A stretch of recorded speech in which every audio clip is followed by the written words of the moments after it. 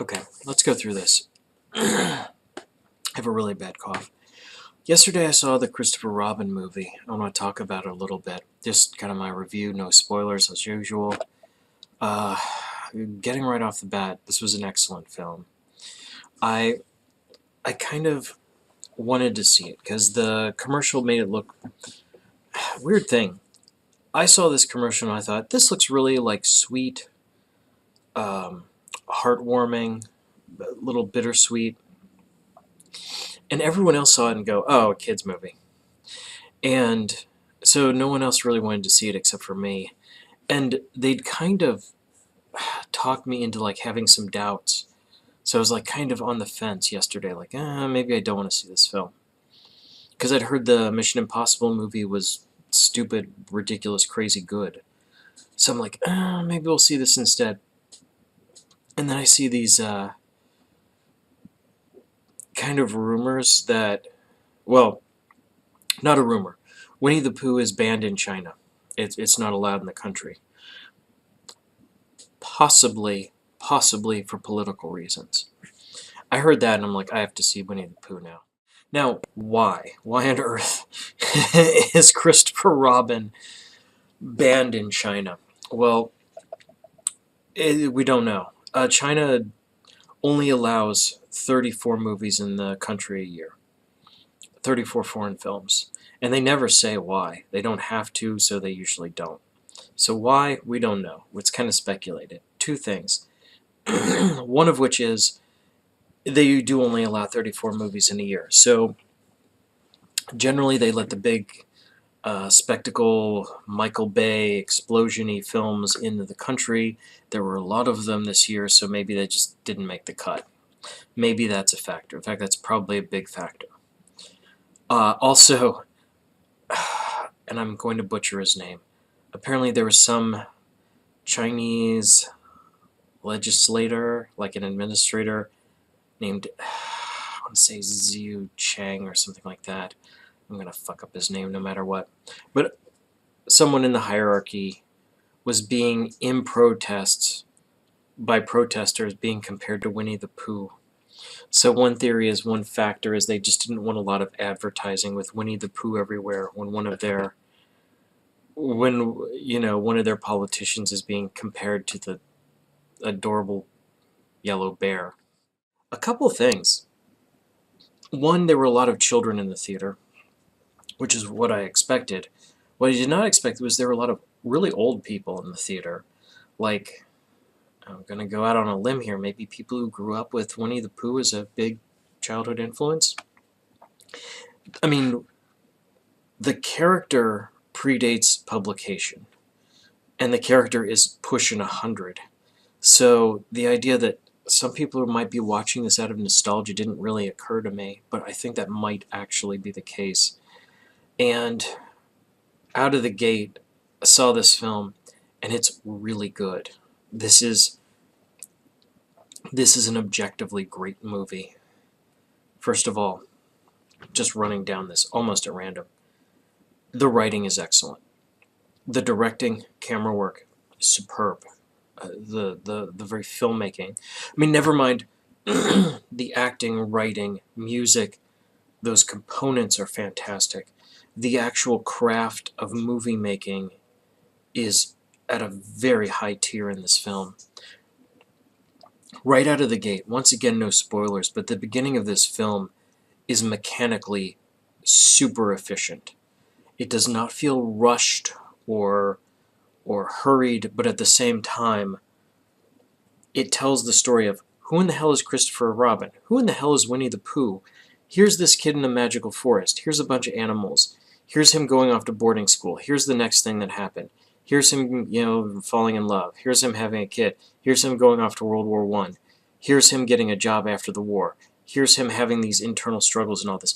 The opening credits are still running. I mean, it could not have taken more than like 10, 15 minutes tops to lay out absolutely everything you need to know about the entire universe that you're about to see through the rest of this film. It was incredibly efficient. It was brilliantly constructed. The actual film itself, the writing, like I said, is excellent. I mean, this was a film where we were crying for most of the film. Even if we weren't flat out crying, it was just like, oh, goddamn allergies, red-eyed. It's just a really, really heartwarming tale, which is usually kind of hard to do unless you shoot someone everyone loves. And there are no spoilers, but no one gets shot in the Winnie the Pooh movie. God, if only. God damn you, Tigger. Ugh. You son of a bitch.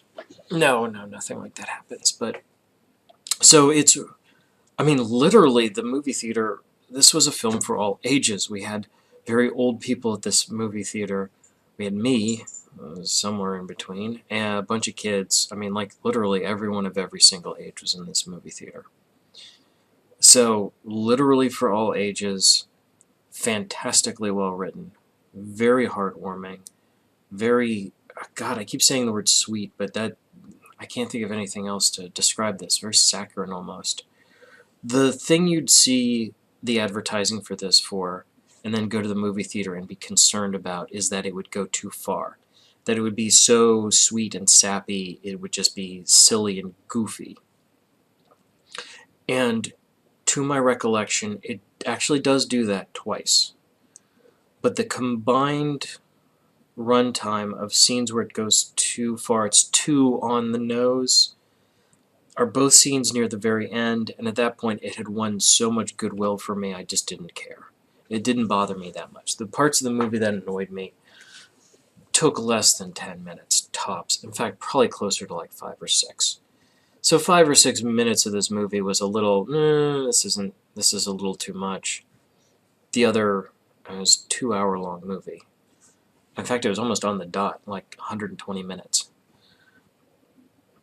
So the bulk of this film is, I'll go so far as to say, perfectly constructed, with a few minutes of, you went a little too far, made it a little too silly or goofy or over the top. As far as my ratings go, what are the odds you're going to see this and not like it? This might be the new gold standard. This movie is that good. There's nothing to hate about this movie. It does have a weird thing where it has 2 arcs. Like, there's a whole beginning thing that you see in the previews. Like, Christopher Robin's an adult now, and he meets Winnie the Pooh, and Winnie the Pooh's friends are missing. So that's a whole arc, and that's the first half of this film. And there's a whole nother arc you've not seen in the commercial, so I won't discuss it at all. But it's like 2 short movies. But they're paced very well. The conversion from one to the other is very, very smooth. I'm trying to think of something. If you don't like this film, what did you not like? And I am really drawing a blank. Like I said, there's a couple scenes that weren't perfect, but God, there were so few. Odds you'll see to not like it, less than 9 in 10.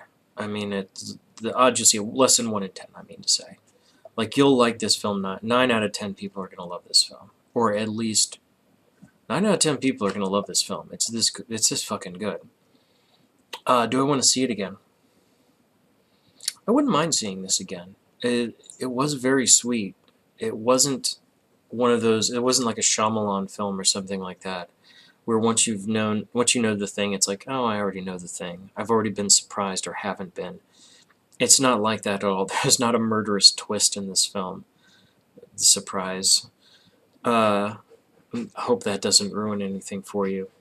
But, so yeah, I'd see it again. I'd see it again. I'd see it today if I had the opportunity. What I'm saying is, go see this film. It's a really, really extraordinarily good film. Kind of understated. Banned in China. Very well constructed, written. God, the music was really good. Immediately after we saw this film, we looked at the soundtrack. It has 25 tracks in the soundtrack, including, remember Welcome to Pooh Corner? Back when I was a kid forever ago, they have like a sad piano version of like that. And I was like, oh, the entire film is meant to make you cry and force you to have human emotions. I recommend seeing the film. Go see Christopher Robin. It's a great film. You like it.